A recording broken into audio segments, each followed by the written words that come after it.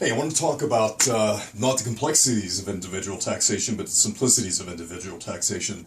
Recently, I had a friend that her tax preparer did a 10-minute interview with her on the phone, and from 10 minutes was able to determine approximate her refund, which is inaccurate. You can't do that. It takes at least, you have to have a comprehensive, not only comprehensive understanding of IRC code, but you have to take the time to sit down with your client and examine everything that the client's done in the past year to determine the proper amount of the refund. Now, I'll give you a quick example. This is an individual taxation book given to undergraduate accounting students. Pretty comprehensive, pretty big, cost me $260.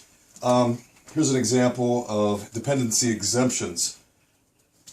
Qualifying child gets 2 pages, and it goes on to explore the relationship test, abode test, age, support, tiebreaker rules, and qualifying relative. This gets 2 pages. And this relationship test indicates the term qualifying relative is somewhat misleading. Okay, so there's the caveat to this. Last year, she had a qualifying relative, which is not a relative. You have to look at IRC code. Your tax preparer has to not only look at these 101 tax books, and actually in the case of these companies, they get even less than this.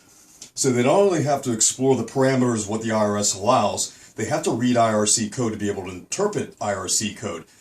She had asked about this dependency exemption, was told it had to be a relative. Well, probably from looking at this book and looking at the cookie cutter flat rate $150 companies, $250 companies that you find in shopping malls, they probably don't know this. They probably overlook it. You have to look at IRC code to be able to get this dependency exemption. So if you have somebody couch surfing for a whole year, you provide over 50% of support for them. That's an exemption as long as they don't make over $3,900. Little known exemption. A lot of people overlook it. Nobody asks. Your tax preparer has to ask you about this. You loan somebody money. Suppose you loan a friend $5,000. You document it. They don't pay you back. To the point where you determine they can't pay you back, take them to court, show documentation. There's a short-term non-business capital loss. You get to deduct $3,000 per year. The rest carries over. So if it's $5,000, $3,000 goes this year, $2,000 carries the year forward. These are 2 real-life examples where the taxpayer lost thousands of dollars, were able to recoup. You can recoup this money within 3 years. You can file, it's called a 1044X. So I'm sorry, 1040X. So you can recoup this money, but your tax preparer has to sit down and at least go over everything, all things you, for at least the past year. I'll give you an example. I'm in a master's program. We focus mostly on corporate taxation. We don't get books. Books are IRC code. So everything from the examination, it doesn't come out of a book because a book could miss some things.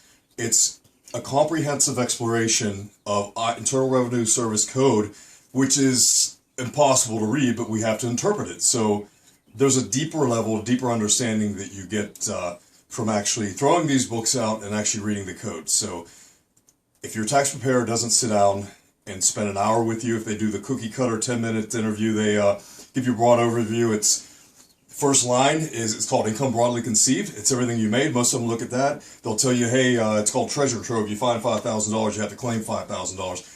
There are exemptions for AGI, exclusions for AGI.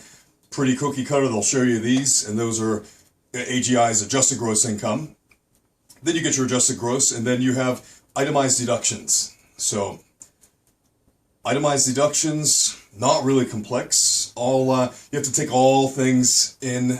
Job-related expenses have to exceed over 2% of AGI, and you could usually get some wiggle room there, but it offsets 2% of AGI less your expenses, less your collective expenses, and part of that is tax preparation fee, which most tax preparers know. There are a lot of, depending on, if you're a nurse, you can get a laundry fee, uniform fees.